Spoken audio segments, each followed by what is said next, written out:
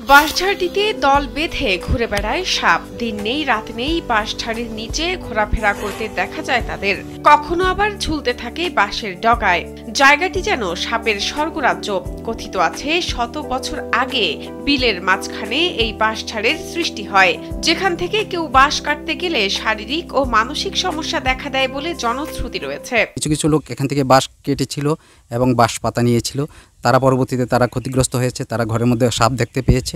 বেহুলা যখন লক্ষিন্দরকে নিয়ে বাঁশের ভেলায় ভেসেছিলেন, তখন সেই ভেলাটি এখানে এসে পৌঁছালে সেই ভেলার বাঁশ থেকে বাঁশঝাড়ের উৎপত্তি হয় বলে বিশ্বাস করেন সনাতনীরা। কথিত আছে লক্ষিন্দরকে নিয়ে বেহুলা যখন বাঁশের ভেলা নিয়ে নদীপথে বেরোয়, তখন এই ভেলাটি ভাসতে ভাসতে এখানে এসে ভিড়ে, এখানে উঁচু ডিবিতে ভিড়ে।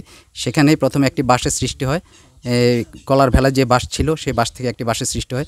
পর্যায়ক্রমে বছরের পর বছর পর্যায়ক্রমে শতবর্ষ ধরে আজকে 13টি বাঁশঝাড়ে পরিণত হয়েছে। চাঁদপুরের কচুয়া উপজেলার পালাখাল মডেল ইউনিয়নের ভুইয়ারা গ্রামে দেখতে পাওয়া যায় এই সাপের স্বর্গ। একসময় এই এলাকার লোধ বংশের জমিদাররা স্বপ্নাদেশ পান, এখানে মনসার পূজা করা হলে সকল সমস্যা থেকে মুক্তি পাওয়া যাবে। স্বপ্নাদেশ পেয়ে এখানে একটি মনসা মন্দির স্থাপন করা হয়। জমিদার পরিবার, লোধ পরিবার, তারা এখানে যাতে কোনো ধরনের অনাকাঙ্ক্ষিত ঘটনা বা সাপরা যাতে মানুষ ক্ষতি না করে, তো তখন এই স্বপ্নাদেশ পেয়েই তারা এই বাঁশঝাড়ে মনসা মন্দিরটি স্থাপন করেন।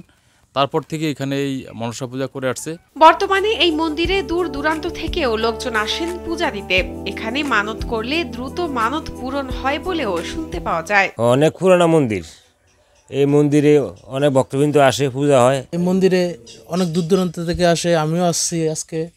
এখানে যেটা আসছে যে সাপেদের স্বর্গরাজ্য, সাপ থাকে কিন্তু কারোর ক্ষতি করে না। আমিও আসছি আজকে আমার মনের আশা বাসনা পূরণ করতে, এবং কি আমরা এখানে সুতা বেঁধে দিয়েছি।